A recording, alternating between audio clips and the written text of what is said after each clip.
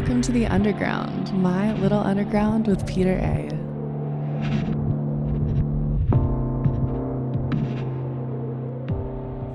It's My Little Underground. I'm Peter A. And this week on the show, we have Chad Jewitt, who is the guitar player and singer of the New England punk trio Perennial. And today he comes on the show to talk about Perennial's brand new album, Art History. We talked up the production and engineering techniques, their street team, why they perform for only 20 minutes on stage, and so much more with Chad Jewitt of the New England punk band Perennial, right here on My Little Underground. My little underground. Chad, welcome to My Little Underground. Thank you so much for coming on the show to talk up Perennial. So glad to have you. Thank you so much for having me. Yeah. So big congrats on the new album, Art History. Geographically, you guys are from Western New England, right? What part specifically? Yeah, so we're all originally from Western Mass. Right. And now we all live in Connecticut. Siege lives closer to New York City. Chelsea and I are a little closer to Hartford, which is like right in the middle of the state. Okay. Yeah. So growing up in Western Mass and now living in Connecticut and stuff like that, are you connected to or were connected to any of the music scenes throughout the many cities that you've lived in? Yeah, I think in particular growing up in Western Mass, particularly the part of Western Mass that Chelsea and I are from, um, there are just an absolute ton of colleges, and there are these two really big college towns, Amherst and Northampton. So our whole lives, there's this really awesome, thriving DIY scene, punk scene, and um, that I think was a huge influence and a huge support system when you're like 15 or 16, can just sort of, you know, go to a spot where you know that there's going to be record stores and a show that you can find. And, there's always shows at all these colleges that were right near where we grew up. So that was definitely really formative for us. Did you find that the music community was more communal or fragmented like New York is, unfortunately? Yeah. I would say it's more communal now. I think that it seemed to be that there were punk shows and there were hardcore shows and there were sort of your more like underground basement DIY indie stuff, and those all felt kind of distinct at the time. One thing I've actually noticed recently though is that it's a lot less like that, which makes us really happy that it's all just about being willing to sort of collaborate on making performance spaces possible, and that's sort of the priority is having a place where folks can play music. And a lot of bills that we're a part of are have super heavy bands, super quiet bands, abstract stuff, poppier stuff. um but yeah, when I was growing up, it did feel like the scenes were kind of distinct, even in as small a community as Western Mass, which is pretty quiet. That's interesting you say that about this many different styles of music within the music scene, because that's exactly what Perennial is. You're like a mixed bag of many different styles, and it works and it stands out. Now, did you Thank guys know you. the band Potty Mouth at all? Yeah, I think we were starting to play maybe right around when they were starting to play a bit less, so we're starting to slow down. But we did know folks in that band, I believe. Yeah, and that I know that they did play Western Mass a lot, and we're playing some of the same venues, like um this community space called Flywheel in East Hampton. Um, been a really important space for a long time. I know Potty Mouth played there a good amount, and yeah, so our eras didn't quite overlap all that much by the time we were sort of doing this close to full time or whatever you want to call it. But yeah, I do recall them. All right. Oh, I was just curious. So, Yeah. the art history cassette, right? You're putting it out through Totally Real Records, which is ran by Brian Brookman, who has been on the show and have had his artists on the show as well. Actually, one of his artists in particular, Old Man of the Woods, does the voiceover for My Little Underground. So that's cool. So how Oh. did you get connected with Brian? Um, it's coincidentally it was sort of two different things that happened. The first was that we played a show on Long Island that Brian had helped put together. So I think we met Brian through that, but Brian is also friends with Pete, who runs Ernest Jennings Record Company, who put out the vinyl for artistry. And Pete was sort of saying, Brian would be a great person to put out the cassette. So we had happened to know Brian from that and have Pete uh,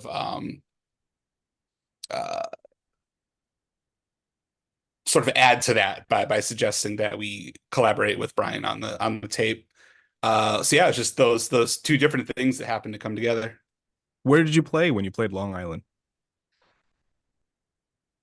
I wish I could remember the name. It was this, or even the the town. Unfortunately, it was this um microbrewery that was very sort of beach themed.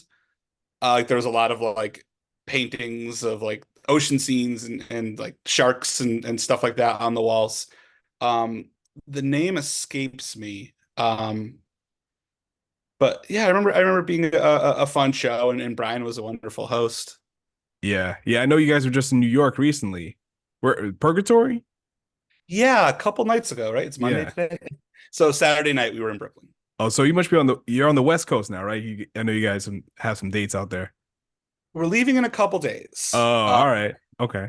Yeah, yeah. So we have like a 3 day window to sort of rest and pack and get ready, and then we're headed out to Pomona for our first show, and that'll be on the 15th. Interesting. All right.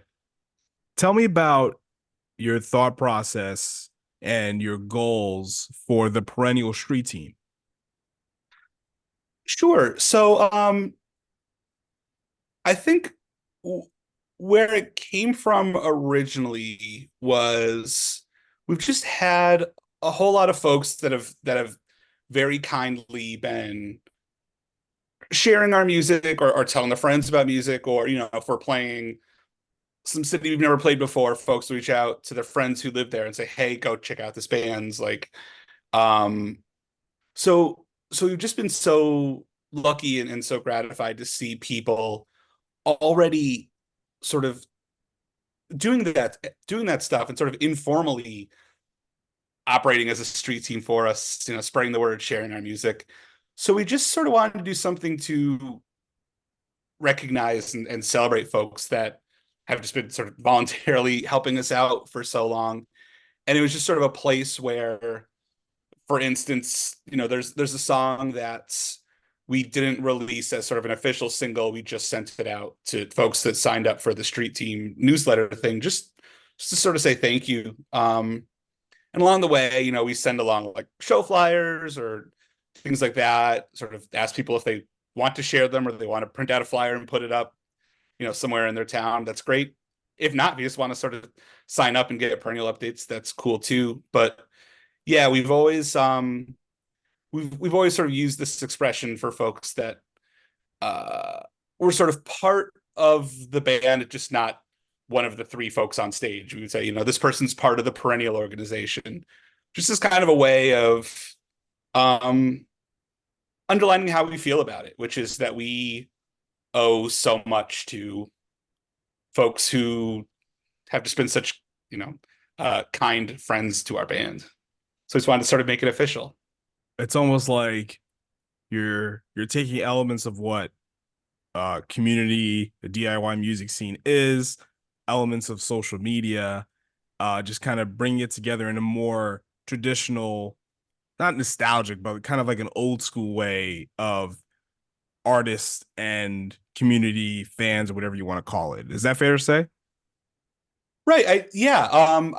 Because I do recall, I mean, at this point, 20 years ago, uh, street teams being a thing, and I would, buy a record or a CD from an artist I like, and there would be something in there about sort of signing up for their street team. And I always found it to be a cool idea that um, you could sort of say to folks that cared about the stuff you were making, you're part of this too, and you should feel like you're a part of it, and it's not just this sort of one way thing of we make the art and you're the audience. I'd much rather sort of feel like everybody is sort of part of this team. So um, I think there's sort of an idea there that, yeah, in some sense, I think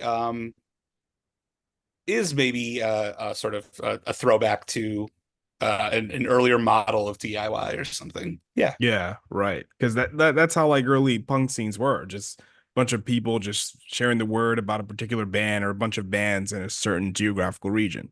So yeah, that's kind of cool. No, So thank you. yeah, why was Art History the album you've always wanted to make? Um, oh, that's such a great question. I think a lot of it has to do with it being the record where we really took a step back and asked ourselves, all right, what is sort of the stuff we like listening to, or the art that makes us excited, or what are the records that made us want to start playing instruments when we were in junior high, and all that stuff, right? Like if we only made one more Perennial record, which is not the case, we're going to make records forever. um but we wanted to have that sense of investment and urgency of, all right, what is the stuff we would want to make sure that we did on this record, because it felt like a record that maybe hopefully more folks were going to get to hear than our previous releases. So um we really looked at it as an opportunity to sort of bring in all the stuff that we really like, as fans, as people that are just obsessed with music. It was just, yeah, we sort of just looked at it as an opportunity, like, here's the record where we can really try anything, and see if it works as Perennial. Did you ever feel like you had to make an album sound a particular way? Like you make music that's very punk like. Did you ever feel like, okay, if we're gonna be a punk band sound like this? Um, I wouldn't say necessarily, if only because the punk bands that we've tended to gravitate towards are punk bands that are sort of really expansive in how they approach the genre. So The Clash or Refused or um, you know, The Jam, The Slits, all these bands that were sort of always really imaginative with what punk could be, besides, three chords and 250 beats per minute, and it all has to be distorted and all has to be loud. Um, you know, I think punk to us was always about sort of a sense of possibility and adventure and trying stuff out. And as long as the energy is there and the enthusiasm and sort of the sincerity, that's what mattered. Fugazi too. A lot of those 90s Discord bands were huge for us, and they all were pretty fearless about sort of trying out whatever sounds captivated them, and not worrying too much about whether it was punk in any sort of traditional sense. I think it kind of like, refused the shape of punk to come. It's kind of like Art History is that for you guys, because you guys have so many different unique blends of music here that would throw off the traditional punk, but also kind of, you know, trigger something to the traditional punk. Like, okay, these guys are kind of going against the grain, which is compelling. Um, but speaking of Thank you so which, much. when I'm listening to this album, right, and I'm hearing songs like Jet Set, Mono, and How the Ivy Crawls, I'm hearing a lot of like crowd and moog and modular stuff, like little small little passages on the outros or the coda of the song. Like, are these things spontaneous or are they planned? Um, a little bit of both, and um, yeah, thank you for underlining that, and thank you for the Shape of Punk to Come comparison. That's a record that we all are just obsessed with. As far as those sort of instrumental passages, those ambient passages, we usually set aside at least one or two tracks on the album to do that kind of stuff because, again, that's just something that we're really into. We're into sound collage and more sort of ambient experimental stuff. And then usually, this is the second album in a row in which this has been the case. About, three-quarters into the process, once we have sort of the running order figured out and all that stuff, we'll listen to it and we'll sort of see where are those moments where we can add something or where there needs to be 30 to 45 seconds where folks can breathe and we can put in something a bit more unconventional or a bit more left field. um because as huge a fan as we are of sort of the punk bands I was talking about, we are also massive fans of Stereolab and Broadcast and Can, and lots of groups that are about texture and sort of how you can use the studio as an instrument. So those passages are sort of spots where you can indulge that stuff too. Yeah, and when I'm listening to Kraftwerk's Pocket Calculator, right from Computer World, Right. there are a lot of different little small brief pockets of different types of synth passages that are just it sounds like they've meticulously planned it out, but it's probably just like they're not thinking about it as deeply as I am. So I'm hearing that with Perennial. Then there's also A for abstract and B for brutalism. So with stuff like this, and I understand that the Perennial landscape is very a mixed bag of creative, textures and stuff like that. But will there ever be a point where you guys are going to make a whole project of these kind of modular synth style passages? It's so funny that you should ask that because the other day we uh we were talking about, all right, what would we do next, or what would the next Perennial record look like? And one of the things that we were talking about, and I have no idea how likely or unlikely this would be, but a record that is sort of side A is sort of the punk garage rock stuff, and side B is entirely the ambient sound collage, analog synth instrumental type stuff. Or some sort of project like that would be, uh, I think, would be really fun and sort of an interesting challenge. So yeah, I do love that idea. We put out this Flexi EP just before our history called Lemon on Plastic, and the majority of that is sort of more instrumental, textured, experimental stuff rather than songs in any sort of literal sense. So it is something that we love doing and is a lot of fun to put together.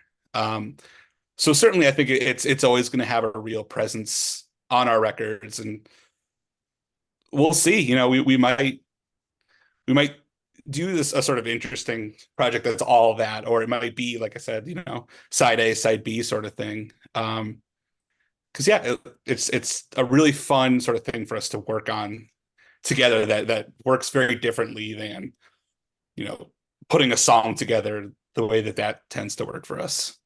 And then when you listen to Stereolab's discography, right? Like each album is almost like a different style, even if it's Stereolab's unique style. Like in '93, they were very noise rock and some, modular synths. Then Dots and Loops comes around in '97, and then they're bossa nova. You know what I mean? Like who knows? And I that's what I appreciate about that band, and that's what I appreciate about Perennial. There's a lot of different things you don't know what to expect in the best possible way. And now, from a production and kind of an engineering standpoint, when I'm listening to your songs on the left channel, I'm hearing a brief synth passage. Then on the right side, I'm hearing a little brief guitar riff. And do you guys really think about, okay, this is going to go here, that's going to go there, or are you giving it up to your engineer and saying, let me hear what you do? Um, we're pretty obsessive about planning out that sort of thing. Wow. Um, yeah, the records that had a huge influence on me in terms of mixing are sort of the original run of Beatles stereo CDs from like the late 80s and early 90s. Um, and those stereo mixes, for anyone who hasn't heard them before, are just really unconventional and strange, and sort of the way things are allotted on the center, left, and right is all over the place. Um, and in no way sort of represents what like a four-piece band would sound like if you were watching them perform, right? So sometimes there's like cowbell, bass, and vocals in the right channel, and everything else is in the left or something like that. And I just always loved the adventure of that, the surprise of where stuff would pop up in the sonic field, and sort of trying to think about, all right, so what is going on there? Why is it that this is being sort of placed all the way in my left headphone or something like that? So yeah, we usually, we'll get sort of the initial sort of rough mixes, if they're even that, and then we'll sort of sit down and start to write out, all right, where should this bit of organ stuff that Chelsea does go? Or, does the Which I tambourine, love. yeah, thank you. um does the tambourine sound better sort of right in the middle here? Should we put it off to the right? We're sort of always listening very closely and trying to make sure that each song has those surprises that will reward the 20 minutes of headphone listening, that anyone wants to sort of give to it. And that's exactly how I feel. I feel rewarded after listening to it. And it's because you look at a lot of the streaming services, they're all trying to compete for your ear in the sense that we have this high fidelity offering, we have that. But like again, like you said with the Beatles and some of their songs, or even Stereolab, Kraftwerk, even Perennial, you'll get the lowest quality headphones, or the basic your basic fidelity package, or whatever it is, and you can get a 3D, a hi-fi experience by listening uh to you guys. And the fact that you guys meticulously think about all that stuff, it's worth sitting 20 minutes and just hearing a full body of work. It's great. I love it. I love those kind of small things. Yeah, um yeah, me too. right. So tell me about the thought process behind your 20-minute set limit. Right. So there's a few different things going on there, but the main thing, and I think the reason why we sort of value it and think it's worthwhile, is that by sort of putting something of a limit on how long we're on stage, we know, all right, there's 20 minutes and we have to go absolutely crazy for all of those 20 minutes. Um, it's it's sort of knowing that, if we're not going to be on stage for 45 minutes or an hour or whatever, then there's sort of no excuses, and we simply have to be as energetic and exciting and entertaining and captivating for the folks taking the time to see us as possible. So, we've just found that with that amount of time, we can just, absolutely have everything we're doing on stage be turned up as far as we can push ourselves, and never sort of take any time off while we're up there. And so it's always going to be, hopefully, interesting and exciting for the folks watching the set. Yeah, and it's kind of the same thing, for albums. A lot of people are torn between how long an album should be. Some people defending, double disc albums. But honestly, it's like if you have 30, 40 minutes, that's enough. You don't need any more than that, because again, with albums, if you're making albums, it's all about replayability, you Yeah. know? At the end of the 22 minutes for art history, do you feel like you want to go back to track one? Yeah. You know what I mean? After, if you hear an album that's like an hour long, some hour long albums are great, but like again, it's all about replayability and wanting to go back and return and pick up on things you might have missed. But yeah. Um, I want to thank you so much for coming on the show and talking about all things perennial. Please, Chad, this is your time to plug away and talk about again all things perennial, how people can listen to the album, etc. First of all, thank you so much for having me. This was a blast. Yep. And it was, yeah, just really fun to get to talk about the record. Let's see. I suppose I'll just sort of keep it brief. Perennialtheband.bandcamp.com is where you can find the record in all of its formats. We have it on vinyl, cassette, CD, all that. Um, it's also on all the streaming platforms as well, if that works better. And we're Perennial the Band on Instagram. That's sort of uh, where we're the most interesting. So if folks want to follow us there, that'd be great. And I think that's about that. Again, thank you so much for having me. You got it, Chad. Take care. Awesome. Yeah, have a good one. My little underground.